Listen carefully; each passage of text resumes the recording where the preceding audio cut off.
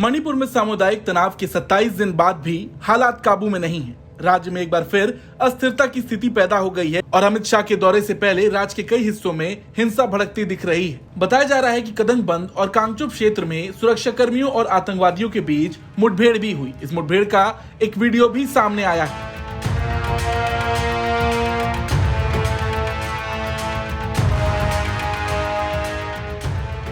तो जैसा कि आपने देखा कि कैसे भारी तादाद में सुरक्षाकर्मी पूरे इलाके को घेरे हुए हैं। बता दें, हिंसा को देखते हुए केंद्रीय गृह मंत्री अमित शाह 29 मई से 1 जून तक मणिपुर के दौरे पर रहेंगे।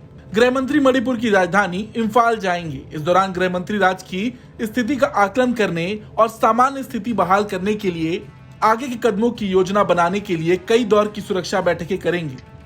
हालांकि कुछ दिन पहले ऐसा लगा था कि मणिपुर के हालात नियंत्रण में आ रहे हैं, मगर हाल ही में हिंसा की वारदातें फिर से तेज हो गईं। कुछ दिन पहले ही भीड़ ने एक बीजेपी नेता पर हमला कर दिया था। इस झड़प में मैरी कॉम के पैतृक गांव पर भी हमला होने की खबर सामने आई थी। जानकारी के मुताबिक मणिपुर की राजधानी इम्फाल में भीड़ ने सांसद और बीजेपी के प्रमुख नेता राजकुमार रंजन सिंह पर हमला कर दिया था। स्थिति को नियंत्रित करने के लिए बाद में सुरक्षा बलों को आंसू गैस के गोले दागने पड़े। मणिपुर के इम्फाल पूर्व में कोंगपा निंदेई लेकेई में भारी भीड़ जमा हो गई थी। हालांकि सुरक्षा बलों ने उन्हें खदेड़ा और इम्फाल पूर्व और पश्चिम दोनों में पूर्णकालिक कर्फ्यू लगा दिया गया। इसके अलावा बिष्णुपुर और तेंगोपाल में भी 24 घंटे कर्फ्यू लगाया गया। इन जिलों में कर्फ्यू में कोई ढील नहीं दी गई।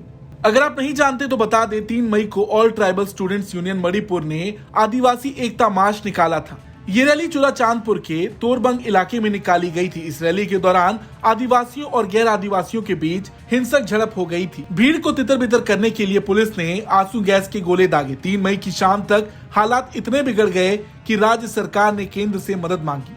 बाद में सेना और पैरामिलिट्री फोर्स की कंपनियों को वहां तैनात कर दिया गया।